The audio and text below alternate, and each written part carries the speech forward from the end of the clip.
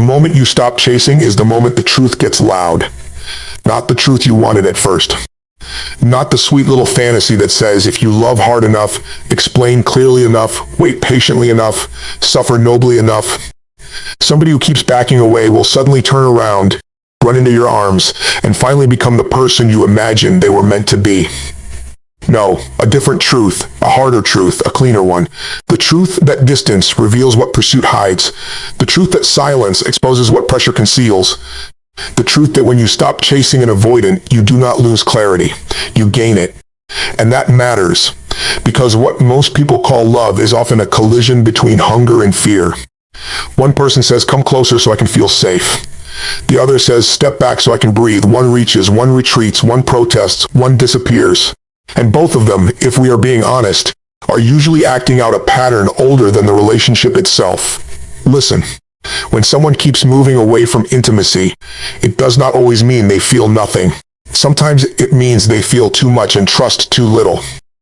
Sometimes it means closeness touches a wire inside them that was never repaired. Sometimes it means affection does not feel like affection to their nervous system.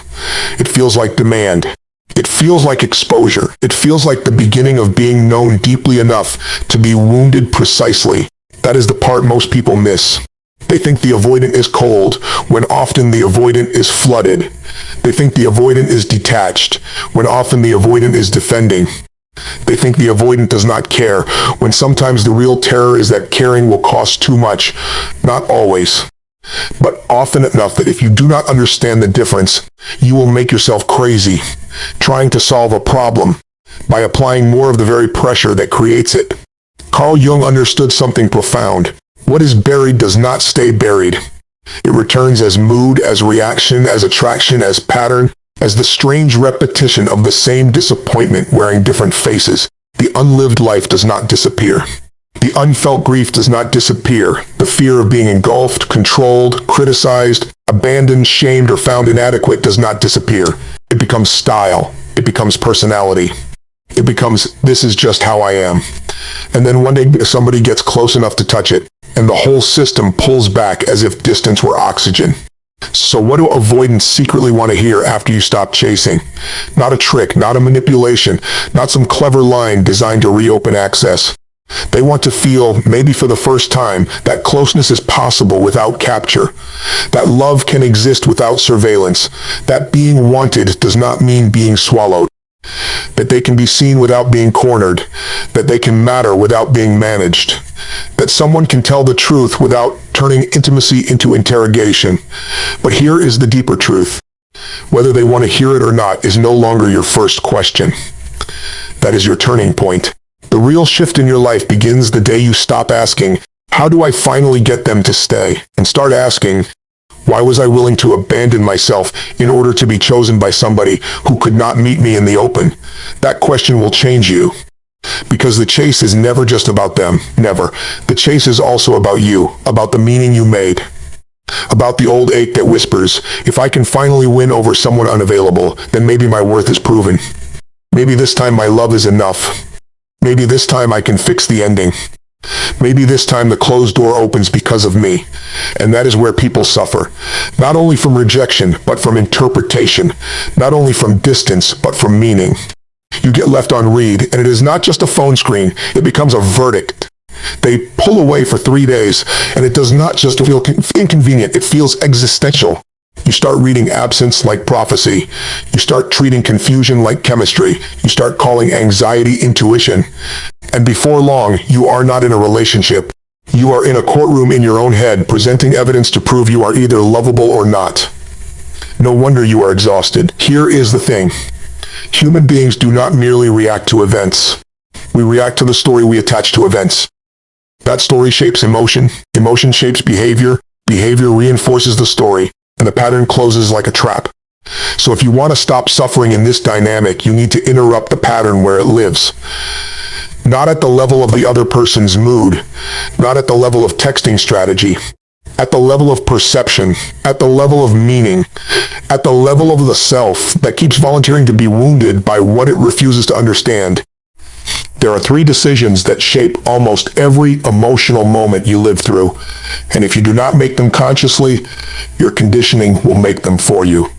The first decision is what you focus on, and this is bigger than people realize, because focus is not neutral. Focus is selection. Out of 10,000 signals, your mind chooses a handful and says, this is what matters. This is what I will study. This is what I will replay. This is what I will fear. This is what I will build my emotional weather around. If the person you want has gone quiet, you can focus on the silence and let it become a cathedral of panic. Or you can focus on the pattern and ask a better question. What is actually happening here? What does this reveal? What have I been refusing to see because chasing gave me a job and truth would force me to change? The second decision is what meaning you give it. Silence can mean many things. It can mean confusion. It can mean fear. It can mean selfishness. It can mean distraction. It can mean incompatibility. It can mean emotional limitation. It can mean they do not have the capacity today to offer what you want from them tomorrow. But if your history has trained you to hear silence as abandonment, then the meaning arrives before the evidence does. You do not investigate. You conclude. You do not observe. You collapse. And once the meaning is in place, the body follows. The third decision is what you do. Do you pursue again? Do you over-explain? Do you become sweeter, smaller, sharper, more seductive, more accommodating, more spiritual, more whatever you think will finally open the door? Or do you pause? Do you breathe? Do you stop negotiating against yourself? Do you let the truth have enough space to show its face? That is the whole game right there. Focus meanings, action. And when those three are unconscious, your life starts to feel faded. When they become conscious, your life becomes steerable again. Focus, meaning, action. That is not a slogan. That is architecture. And once you understand that, something else becomes obvious. Chasing does not merely express desire. Chasing can also function as anesthesia. As long as you are trying to win them, you do not have to fully feel what their pattern is doing to your spirit. As long as there is one more text, one more explanation, one more "I just need to get through to them," you can postpone the grief of admitting that connection without safety is not intimacy. It is destabilization. Now let me be honest with you. I have watched people stay in this loop not because it was beautiful, but because it was familiar. Familiar chaos can feel safer than unfamiliar peace. That is one of the strangest truths in human psychology. We do not always choose what nourishes us. We often choose what resembles the emotional climate that made us. If love felt uncertain early, certainty can feel suspicious later. If closeness once came with criticism, tenderness may feel like a setup. If you had to earn warmth, then easy reciprocity can seem boring while inconsistency feels alive. This is why Jung matters here. He knew that until you bring the hidden pattern into awareness, you will keep calling it destiny. You will say, "This is just my type." No, it is your pattern. You will say, "I always fall for intense people." No, you often fall for emotional ambiguity because some part of you was trained to equate longing with aliveness. You will say, "Why do I keep ending up here?" Because the psyche repeats what it has not yet redeemed, and the avoidant is doing it too. They are not just withdrawing from you. They are often withdrawing from the parts of themselves your closeness activates. Need, dependency, vulnerability, tenderness, the ache to be held without losing autonomy, the longing to be loved without being consumed. They may not have language for it. Most people do not. They just feel the pressure rise and call it, "I need space." Maybe they do need space. But space is not always freedom. Sometimes it is only distance with better branding. So what do they secretly want to hear? Maybe this: you do not have to perform calmness to be worthy of love. You do not have to disappear to stay safe. You do not have to choose between freedom and intimacy as if mature love were a prison. You do not have to come closer before you are ready, but you do have to tell the truth if you want anything real. You are allowed to be afraid. You are not allowed to make fear your personality and call the damage inevitable. That lands. That reaches the soul. Because the avoidant often carries shame beneath the withdrawal. Shame that they cannot remain open. Shame that they hurt people they genuinely care about. Shame that closeness feels good for a moment and threatening the next. Shame that they do not know whether they want the relationship or only the relief of not being alone. Shame that they keep repeating the same cycle and calling it incompatibility when the deeper truth is incapacity. But here is where your power returns. You are not here to become their therapist at the cost of being their casualty. That sentence alone could save years of your life. Compassion is not self-betrayal. Understanding is not endurance. Empathy is not an agreement to remain in emotional limbo while another person decides whether your heart can be treated like a waiting room. You can understand the wound and still refuse the pattern. That is maturity. You can say, I see your fear and I will not organize my life around it. You can say, I know this distance is not random, but I also know it is not mine to cure. You can say, I care about you, and I will not keep chasing what only appears when it fears losing access. That is not cruelty. That is self-respect with open eyes. And I want you to see this. Sometimes the most loving thing you can say to an avoidant after you stop chasing is not, come back. It is not, I'll wait. It is not, I understand everything and require nothing. Sometimes it is, I am no longer willing to confuse your ambivalence with depth. If you want real connection, it will require honesty, steadiness, and mutual effort. I am open to reality, not fantasy. That is strong, that is clean, that is adult. And if they are capable of growth, that kind of truth may be the first thing that does not trigger the old dance. Why? Because it removes the two poles that sustain the pattern. No pursuit, no pressure, no collapse, no game, just reality, just consequence. Just a person standing in dignity, no longer bargaining with their own worth. You want to know why that matters? Because many avoidants have spent years being chased, managed, interpreted, accommodated, and forgiven without transformation. And what does that teach the psyche? It teaches that their withdrawal has no real cost. It teaches that distance controls the rhythm. It teaches that someone else will do the emotional labor of connection for both people.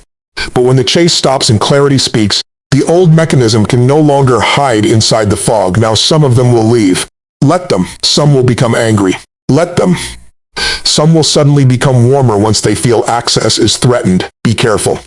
Because urgency is not always depth. Anxiety is not always love. Missing you is not the same as being ready for you.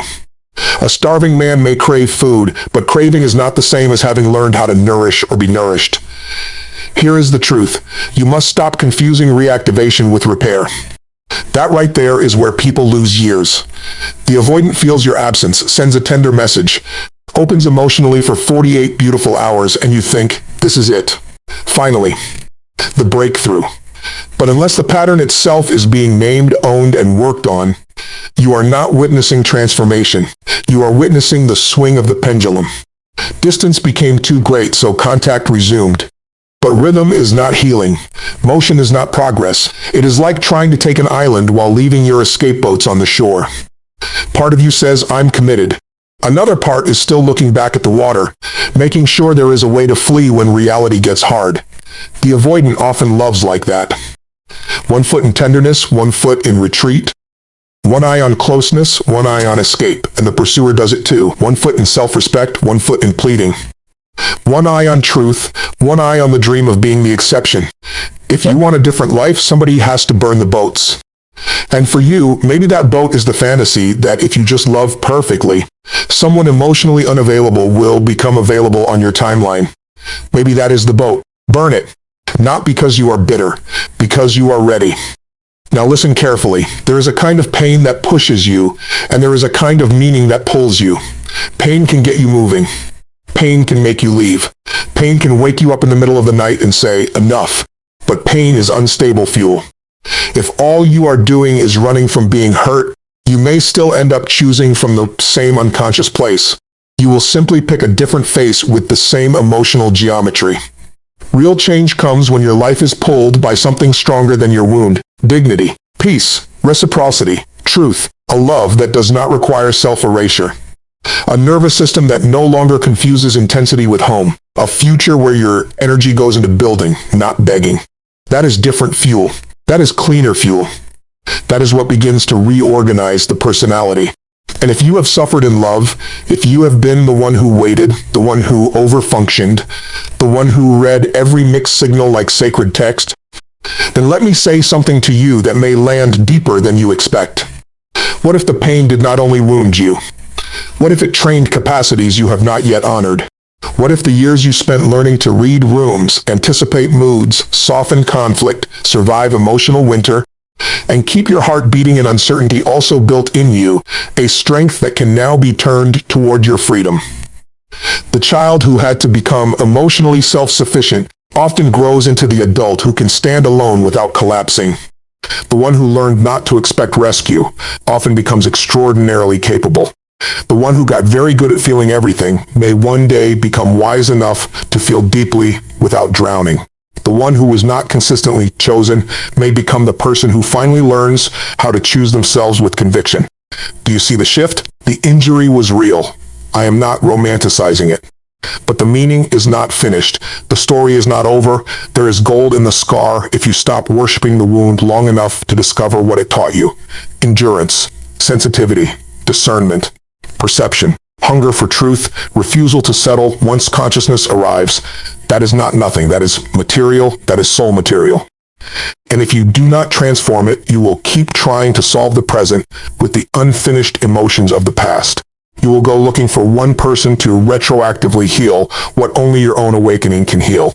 No human being can carry that burden for you, not permanently. So what do you do now?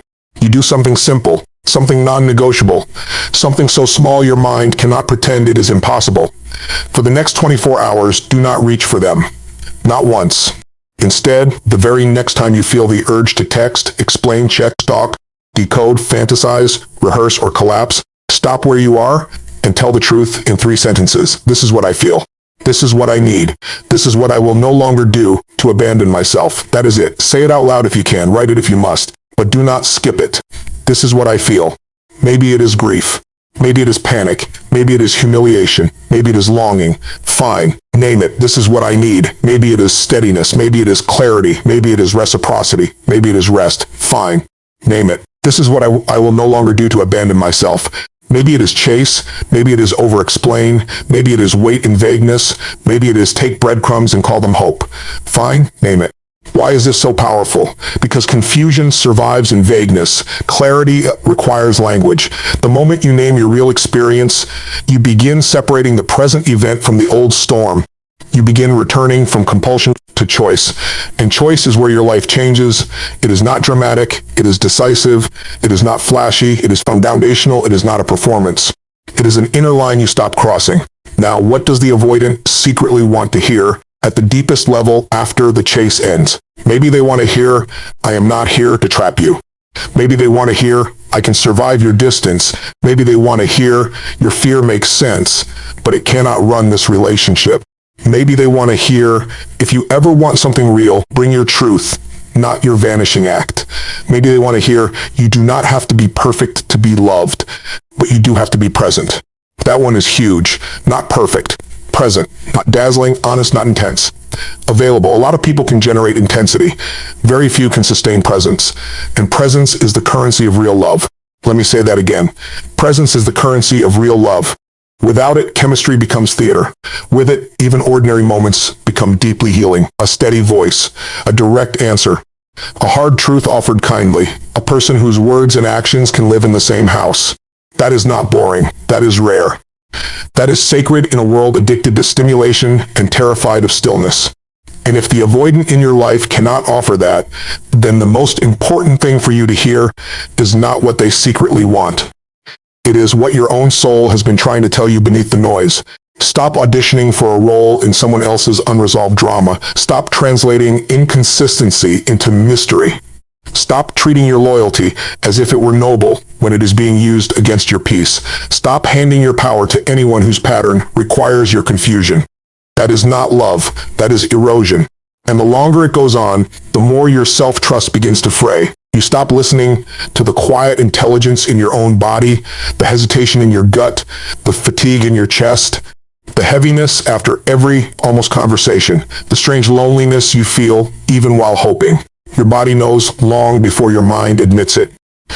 But if you are conditioned to override yourself in the name of connection, then you can live far too long in relationships that require your intuition to go numb. I do not want that for you. I want you awake. I want you clear. I want you to become the kind of person who can feel compassion without surrendering discernment, who can love deeply without abandoning structure, who can open fully without collapsing standards, who can meet another person's wound without volunteering to bleed in their place. That is power, quiet power, not domination, direction, not hardness, wholeness. And here is the paradox. The moment you stop chasing, you finally create the one condition in which anything real can begin. Not because your withdrawal is a tactic, but because truth needs oxygen. As long as you are doing all the reaching, all the naming, all the repairing, all the returning, all the interpreting, there is no room to see what they actually choose when you are not carrying the connection on your back. That discovery may break your heart. Good. Better a broken illusion than a prolonged betrayal of the self. Because heartbreak, painful as it is, can still serve you. It can strip fantasy from fact. It can interrupt denial. It can return you to your own center. It can teach you that grief is survivable and self-abandonment should no longer be. It can become the furnace where a more conscious identity is forged. And then one day you look back, and what once felt like punishment starts to look like instruction. You see the pattern. You see why you stayed. You see why they pulled away. You see the hidden agreements you had both signed without reading. You see how your hunger met their distance and called it destiny. And with that seeing comes freedom. Not all at once. But truly, you do not need to hate them to outgrow the pattern. You do not need to demonize them to release them. You do not need a villain to tell the truth. Sometimes two wounded strategies meet and call the collision love. Then consciousness enters the room and says, no more. That may be the most loving interruption of all. So if you are sitting here right now, wondering what they secretly want to hear after you stop chasing, hold this carefully. Maybe they want to hear that they are safe. Maybe they want to hear that they are understood. Maybe they want to hear that intimacy does not have to mean imprisonment. Maybe they want to hear that they can be loved without being managed. Maybe they want to hear that fear can be spoken rather than acted out. But what you need to hear is even more important. You are not hard to love because somebody could not stay open. You are not too much because somebody shut down in the presence of real feeling. You are not asking for the impossible when you ask for consistency, clarity, warmth, and truth. You are asking for relationship. And if someone cannot offer relationship, then all the longing in the world will not turn potential into practice. So stand still, breathe, tell the truth. Let silence reveal what chasing concealed. And if they come back, do not be hypnotized by relief. Look for honesty. Look for ownership. Look for sustained effort. Look for the ability to name fear without obeying it. Look for behavior that can survive beyond the moment of loss. Anything less, and you are just reopening the same door to admire the same room. You deserve more than a moment. You deserve a life. A life where love is not a maze. A life where your tenderness is not manipulated by inconsistency. A life where your heart does not have to earn the right to rest. A life where closeness is built, not chased. A life where truth is not punished. A life where your nervous system can finally learn that peace is not the absence of passion. It is the presence of safety. That is the life worth building. And if this season is asking anything of you, it is asking you to become unavailable for the pattern that once defined you. To stop reaching toward what repeatedly retreats. To stop bargaining with ambiguity. To stop making yourself smaller so someone else can feel less afraid of your needs. To stop proving. To stop pleading. To stop calling yourself erasure devotion.